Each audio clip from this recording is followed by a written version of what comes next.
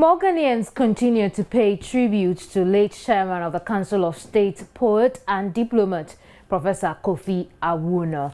And in foreign news, judges at the International Criminal Court allow Kenyan Deputy President William Ruto to return home for 1 week so he can deal with the deadly militant attack on a Nairobi shopping mall.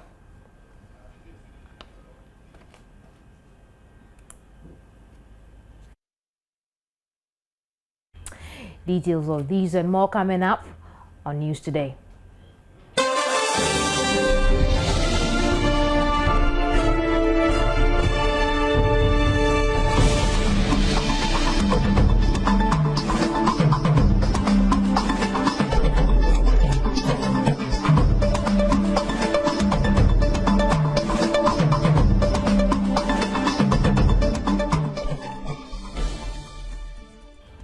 And my name is Kimini Nyamani Amana, and our first story, renowned African writer and professor of English, Professor Amata Edu, has said that she is devastated by the death of Professor Kofi Awoonor in Saturday's terrorist attack in Kenya. Professor Amata Edu described his death as a loss to the community of writers across Africa and the world at large. For the moment, I can only echo the enormity of the loss to his immediate families and then to Ghana, not only in terms of his contributions as a poet and a novelist, but also as a diplomat and statesman. The entire community of writers across Africa and the world will always miss him. Kofi Temri-Fwedue. Those were words of Amata Edu.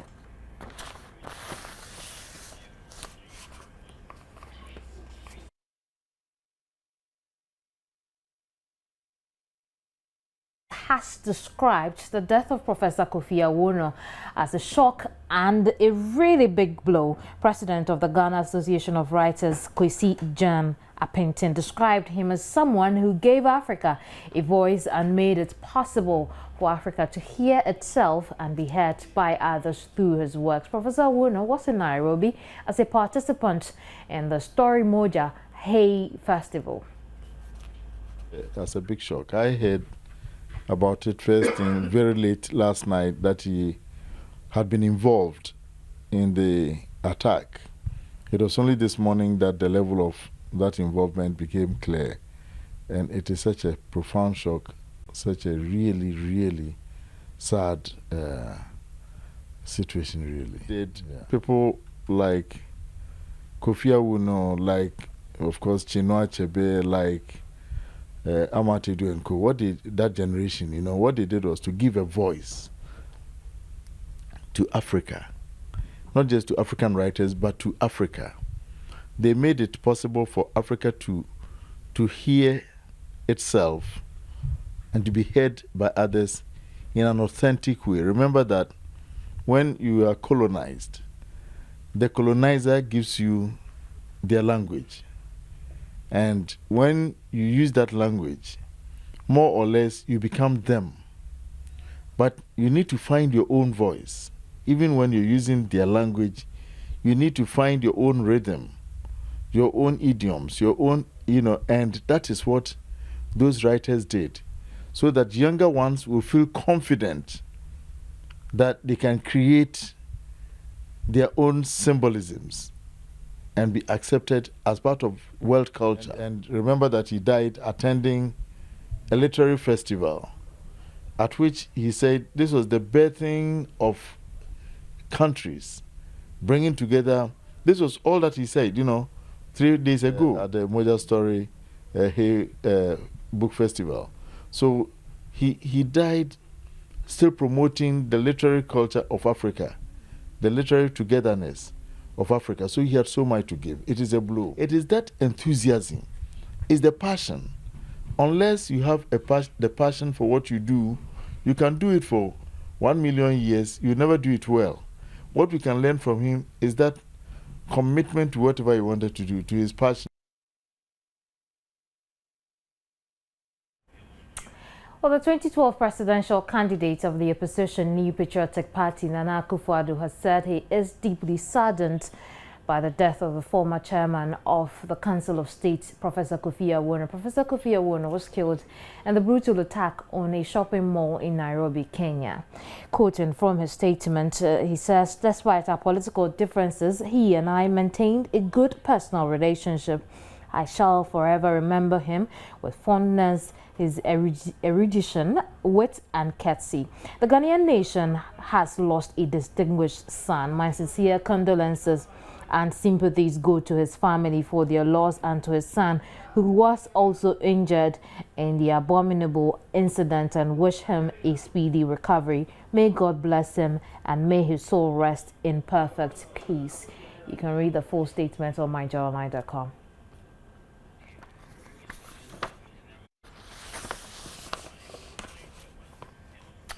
So let's go over to Nairobi around the Westgate Mall, where our correspondent Roderick Murundi is joining us by telephone. Hello, Roderick.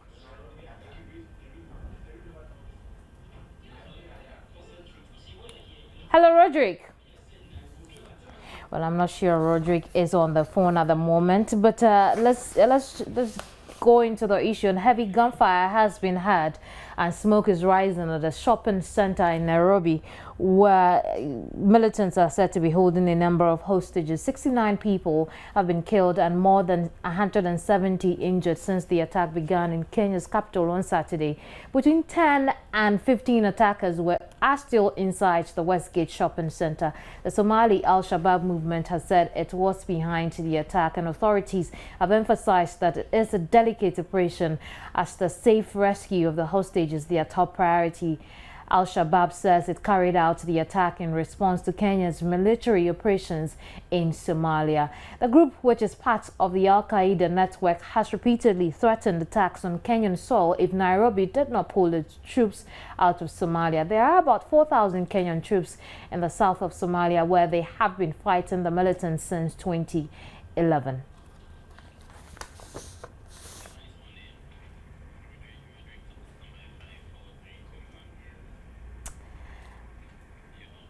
Roderick Murundi is back on the telephone. He's joining us from Kenya over the telephone. Hello, Roderick.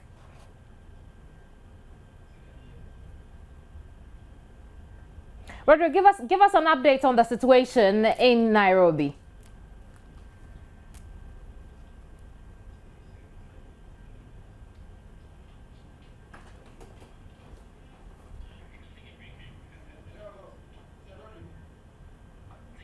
Right. After the break, would get to Roderick and then fix the line.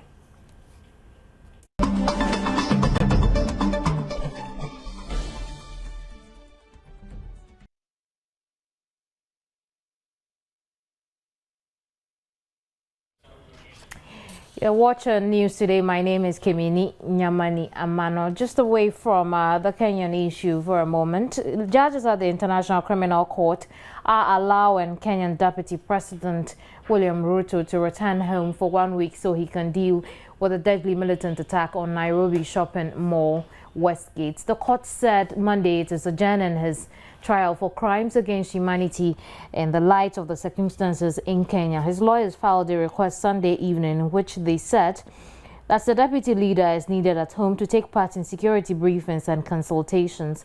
Ruto went on trial September 10 in The Hague on charges he allegedly orchestrated ethnic violence after Kenya's disputed 2007 presidential election.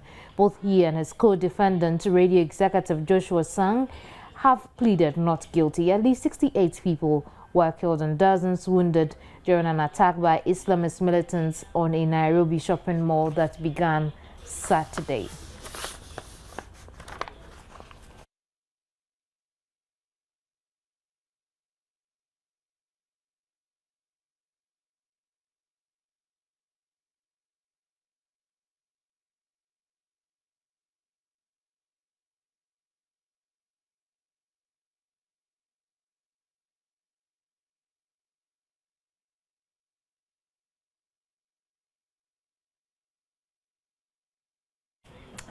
Right, Nigerian President Goodluck Jonathan has also condemned the attack on a shopping center in the Kenyan capital, Nairobi.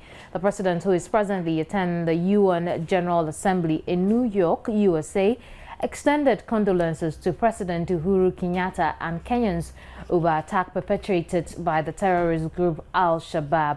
Jonathan assured Kenyatta and a group of Kenya of Nigeria's sympathy and full solidarity as they grappled with the consequences of the attack and strived to end the terrorist siege. President Jonathan further assures them that in keeping with the spirit of recent agreements for enhanced bilateral and cooperation between Nigeria and Kenya, the federal government will give all possible support and assistance to Kenya in its efforts to contain the scourge of terrorism and avoid a recurrence of Saturday's heinous attack on Nairobi.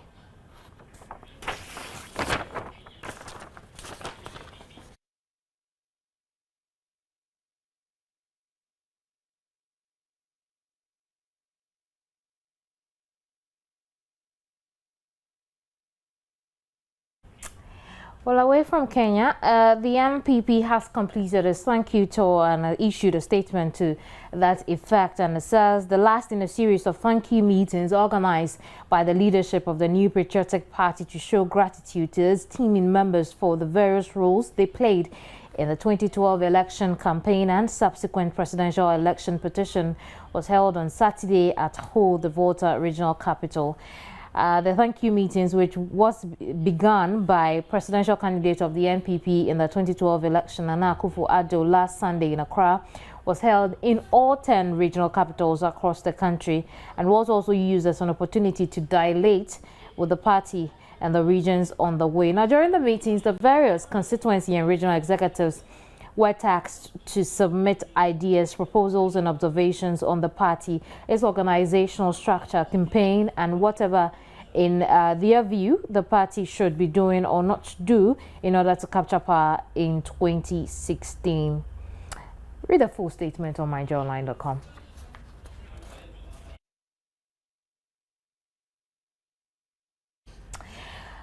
In the Upper East region, children of the Nyogbari community in the Nabdom district of the Upper East region often drop out of school soon after enrollment into primary education. This is because there is no furniture in their primary schools for pupils to sit on and study in class. The situation has made education a sort of nightmare for most children in the area.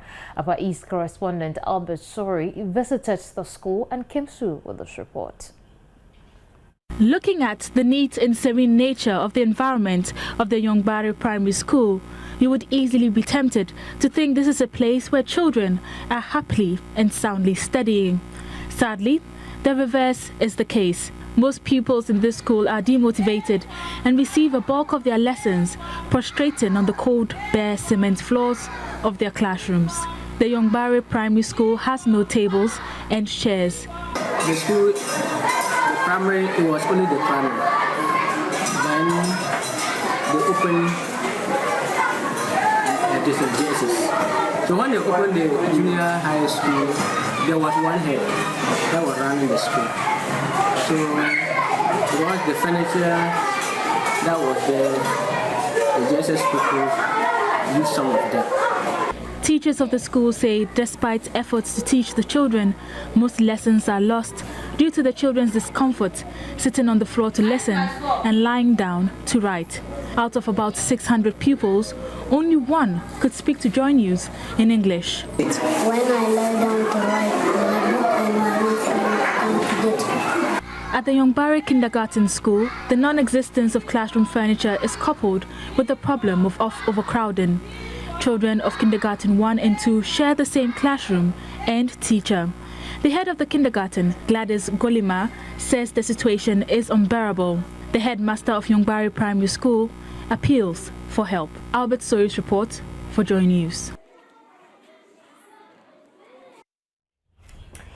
Let's stay on education. And inadequate classroom furniture is hampering quality academic work at Brekum Methodist B Primary School in the Bunahafo region.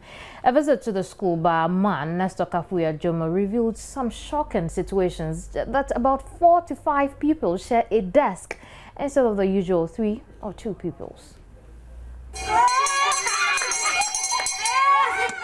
The Brekum Methodist B Primary School was established some 30 years ago. Well noted for its academic performance, parents troop in daily wanting admission for their wards.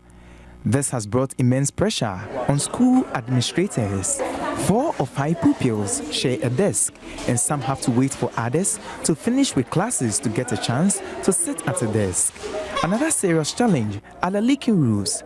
Gathering cloud means an end to lessons. Windows and doors are broken, and stones are used to keep doors closed. Our cameras also captured cracks in the walls. The situation at the junior high school section is no different. Sections of the walls are broken, exposing the students to bad weather. The floors of most of the classrooms have been defaced. The small room serves as a staff common room as well as headmaster's office. The school is one of the best in the municipality in terms of academic work, and as such, many parents are seeking for admission for their wards.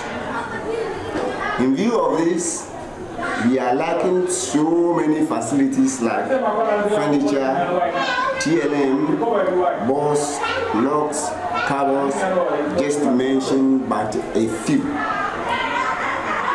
We are therefore appealing to NGOs and the government to come to our aid in solving these problems. A class 5 pupil of the school, Lucia Samoa, appealed to authorities to come to their aid. Yes, Laban said, "Oh, my boy, you school dynamic, you so the doors yet to so far. See, oh, my boy, solve the problem." Mr. Kafui Ajuman's report for Joy News. Motorists plying the Boase Dunkwa on Ofen Road are complaining about its poor state. According to them, the road which connects Boase to Dunkwa and some other communities has become a death trap, needing immediate attention. Mahmoud Mohammed Nuruddin visited the area and has reported this.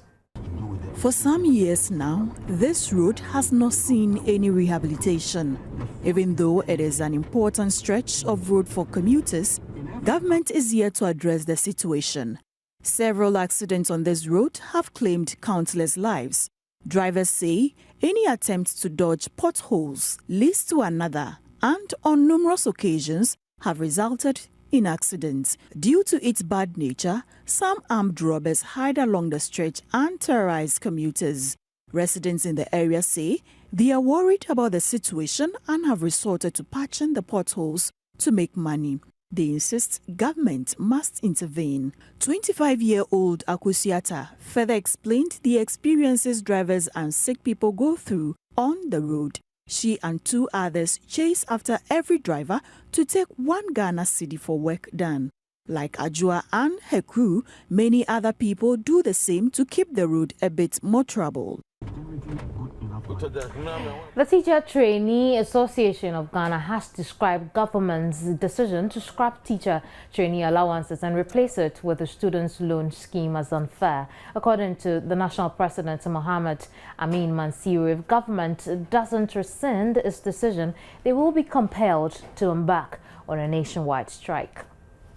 Of the allowance scheme, which was announced by the Deputy Minister of Education for Tertiary, Samuel Okudzeto-Ablakwa, about a month ago, has triggered the wrath of teacher trainees, who described the decision as unfair and unilateral. We teacher trainees believe that these allowances given to us, we use it for vital things that improve the teaching profession. The pedagogy way now says that if you go to the classroom, send a lot of teaching and learning material for the younger ones and the innocent ones in the classroom to understand what you are teaching. So if you are taking off the allowance, then indirectly you are undermining the credibility of the teaching profession.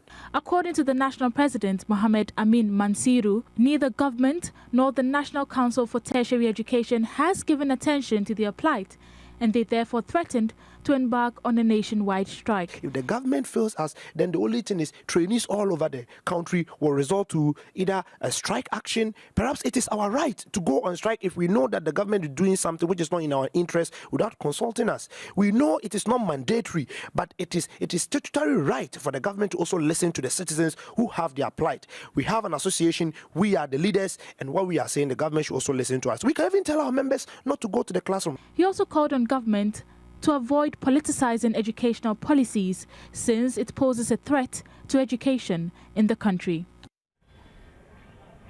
You're watching Joy News today. I'll be back shortly.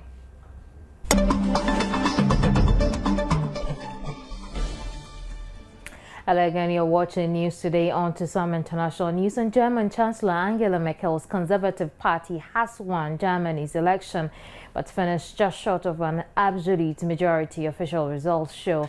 Merkel urged her party to celebrate a super result as she looked set for a historic third term. Took about 41.5% of the vote, but her Labour partners failed to make it to Parliament.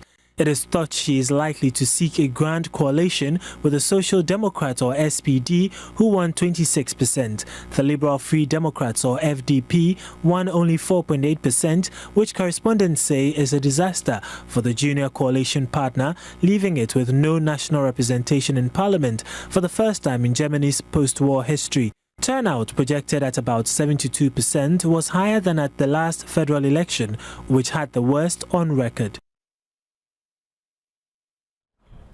In Pakistan, burials have been taking place in the city of Peshawar after a double suicide bombing killed at least 80 people at a church on Sunday. It is thought to be the deadliest ever attack on Pakistan's Christians. Taliban, a faction of the Pakistan, says it ordered the attack to retaliate against U.S. drone strikes. Political and religious leaders condemned the attack, but angry crowds took to the streets, denouncing the state's failure to protect minorities.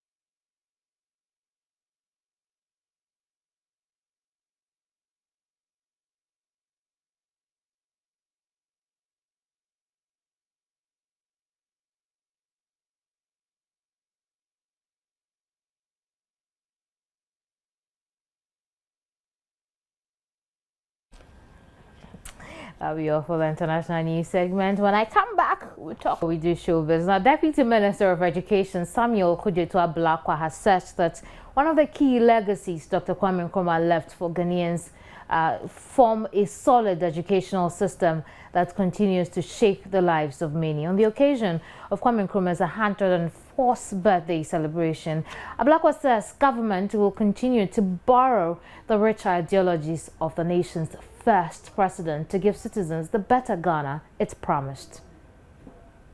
The 104th birthday celebration of the first president of Ghana, Osajifo Dr. Kwame Nkrumah, brought together many local and international dignitaries. Speech after speech was given in honor of the legacies Nkrumah left behind.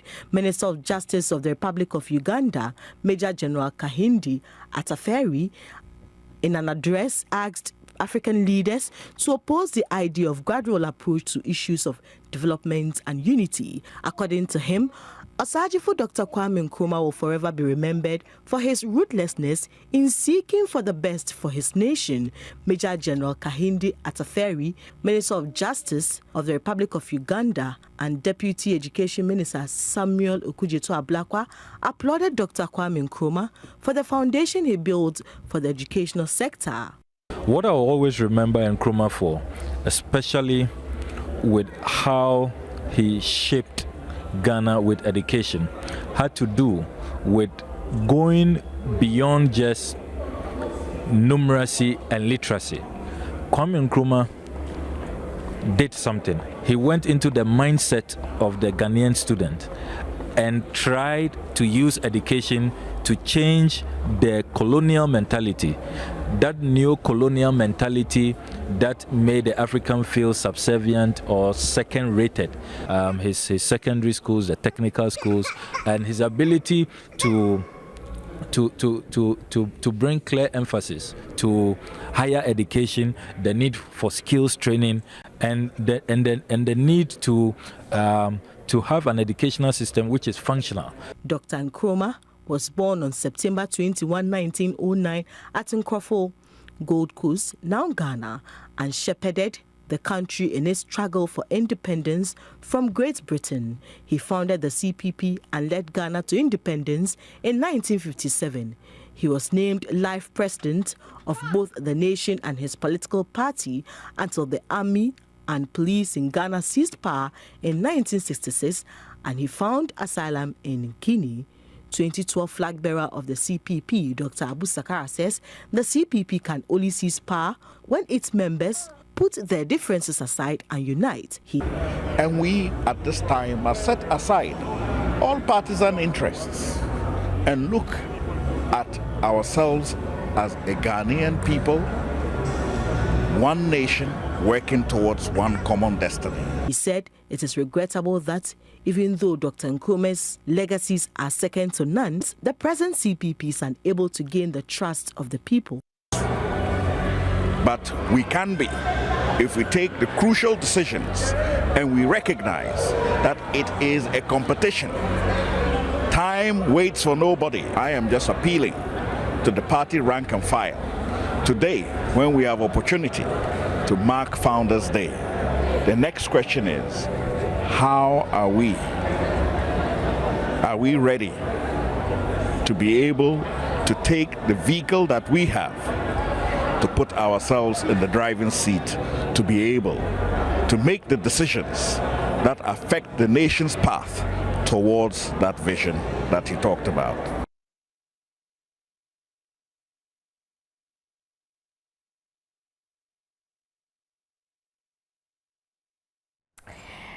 Let's do some showbiz news now. And the king of streets called Kofi, also known as Abodam, says he made artist manager and chief executive of Bull House Entertainment, Lawrence Nanesiama, popularly known as Bulldog, a star, following his comments that he called must be arrested for disrupting the just ended Icon Street edition finale. Cole was reacting to the comment for the first time on Showbiz Review. Let's take a listen. Let me do my thing. We know you know them talking. We don't support no hating and bragging. We don't support no jealousy and faking. Yeah. Let me do my thing. Kofi recently caused a bit of a stir when he stormed the stage at the National Theatre, disrupting the announcement of the winner of the Icon Street edition.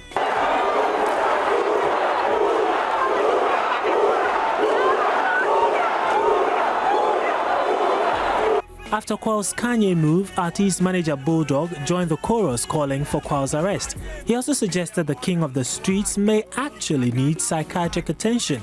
Well, Abadam says he may be called mad, but he definitely knew what he was up to. You know, I'm the most wanted artist in Ghana right now. Ghana's most wanted, that's me. You know, Ghana's very important person, that's me. You know, so people will talk about me all the time, and you know, Bulldog has the right to address his opinion, and that is his opinion. So you know, I leave it to that. You know, I say, I will say, you know, kudos to Bulldog for making me more popular and making himself popular by going through me. You know, because when he made that news, he has become popular. People want to know who is that Bulldog. So he has to thank me for being popular. Meanwhile, he says he will hold a press conference to explain his rather infamous, or is it famous, act, among other issues. Showbiz will keep you posted as far as this particular issue is concerned. Right, and so that was Kofi reacting to comments from Bulldog. And let's now check out comments you have been sending in to us. We'll start with Facebook, and Selassie Josepa says, "Thank you, Osaje, for you. Truly a hero of our motherland, Ghana. We will always remember you." Swala Umar says, the legends live here. And Larry Bukari says, "I love," well, I guess he means Joy News. And on my personal handle on Twitter at Kemeni, Kofi Chiweb says, "We have lost a great son and writer indeed." But that'll be all for the comments that have been coming in. And well, let's take a look at our closing headlines.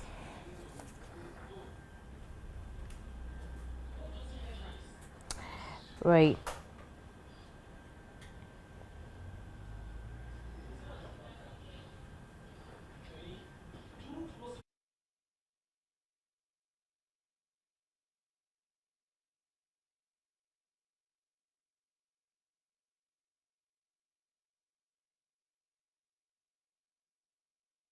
Our closing headlines, and more Ghanaians continue to pay tribute to late chairman of the Council of States, poet and diplomat Professor Kofi Awoonor.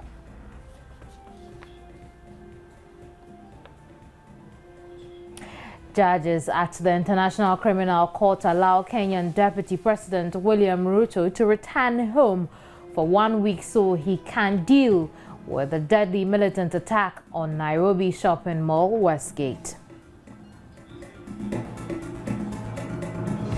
Many thanks for your company and comments. My name is Kemini Nyamani Amana. There's more news on myjoyonline.com. Goodbye.